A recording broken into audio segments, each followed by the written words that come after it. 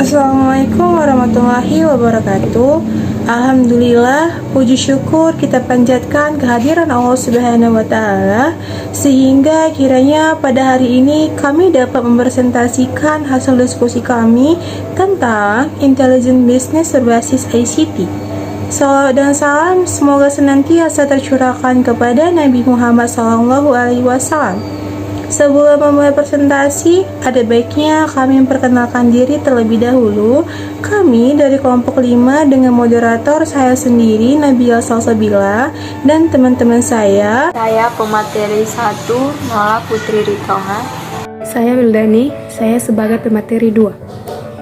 Adapun materi yang akan kami bahas pada presentasi kali ini adalah yang pertama, pengertian intelligent business berbasis ICT. Yang kedua, komponen intelligent business. Yang ketiga, manfaat intelligent business berbasis ICT bagi perusahaan. Yang keempat, sumber informasi dan unsur pokok informasi intelijen. Yang terakhir, peran bisnis intelijensi bagi pelaku bisnis dan perusahaan. Untuk itu, saya akan memulai dari yang pertama, yaitu pengertian intelligent business berbasis ICT.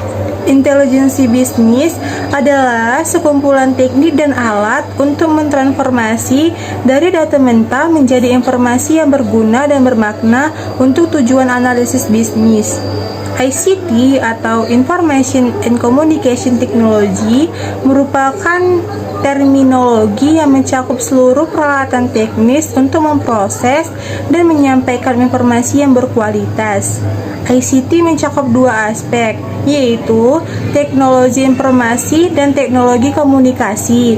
Jadi, intelligent business berbasis ICT adalah sekumpulan teknik dan alat untuk mentransformasi dari data mentah menjadi informasi yang berguna dan bermakna untuk tujuan analisis bisnis dengan memanfaatkan iptek atau dengan menggunakan teknologi dan informasi.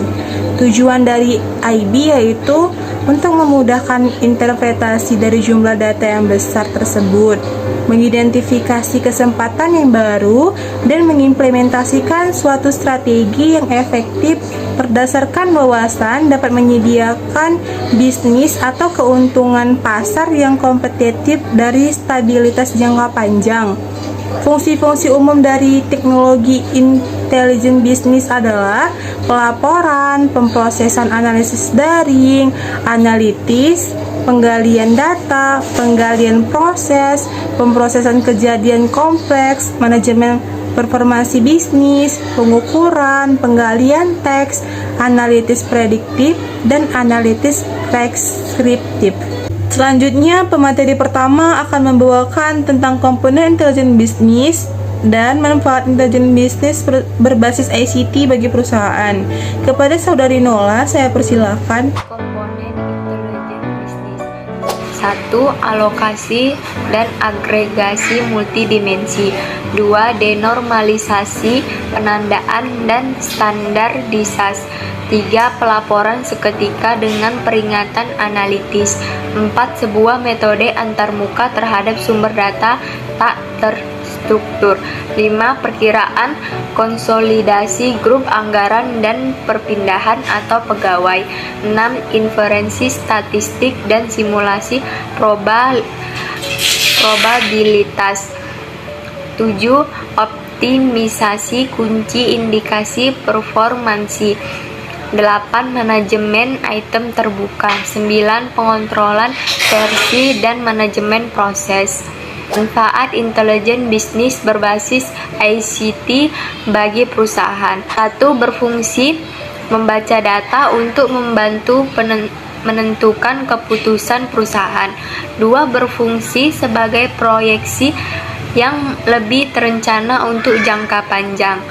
Ketiga, berfungsi untuk menentukan metode pemasaran yang sesuai dengan bisnis perusahaan.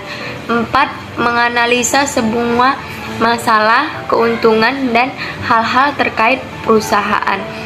5. Digunakan untuk membantu perusahaan dalam menentukan perencanaan.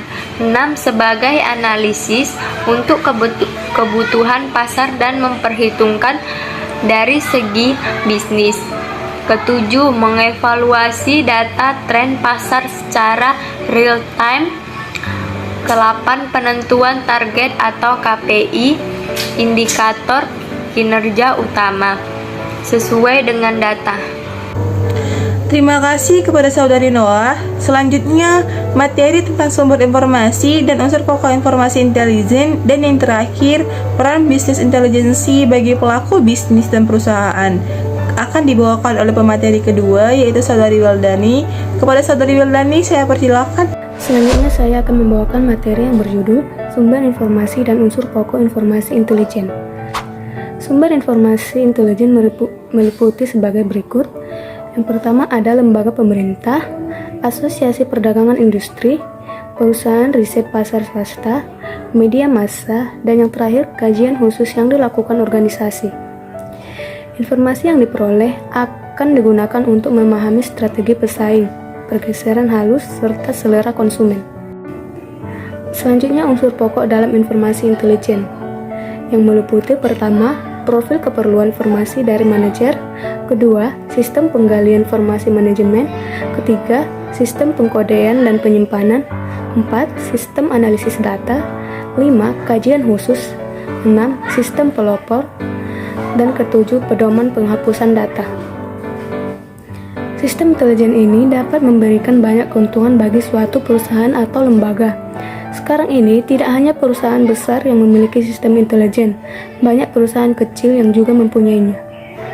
Materi selanjutnya adalah peran bisnis intelijen bagi pelaku bisnis dan perusahaan. Berikut adalah beberapa peran dari bisnis intelijen bagi perusahaan. Yang pertama, mengidentifikasi cara untuk meningkatkan hasil pada perusahaan. Kedua, menganalisis perilaku seluruh konsumen pada perubahannya. Ketiga, membandingkan data dengan para pesaing.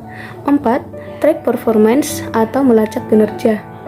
5. Mengoptimasi proses operasional dan data perusahaan. 6. Memprediksi tingkat kesuksesan perusahaan. 7. Melihat perkembangan dan kemajuan tren pasar. Dan yang terakhir, menemukan masalah atau isu-isu terkini. Dari hal tersebut, dapat dibayangkan betapa besar manfaat dari bisnis intelijen bagi perusahaan dan bisnis. Keberhasilan dan kesuksesan sebuah bisnis utamanya sangat dipengaruhi oleh perilaku konsumen, tren pasar, kompetitor, serta isu atau masalah yang sedang terjadi di masyarakat. Sehingga, apabila perusahaan atau seorang pelaku bisnis dapat menggunakan dan mengolah data yang ada hingga menjadi sebuah informasi yang sangat berguna, maka perusahaan ataupun pelaku bisnis akan lebih mudah mencari peluang serta mempertahankan keberhasilan dan kesuksesannya. Sekian dari saya kembalikan kepada moderator. Terima kasih kepada Saudari Wildani.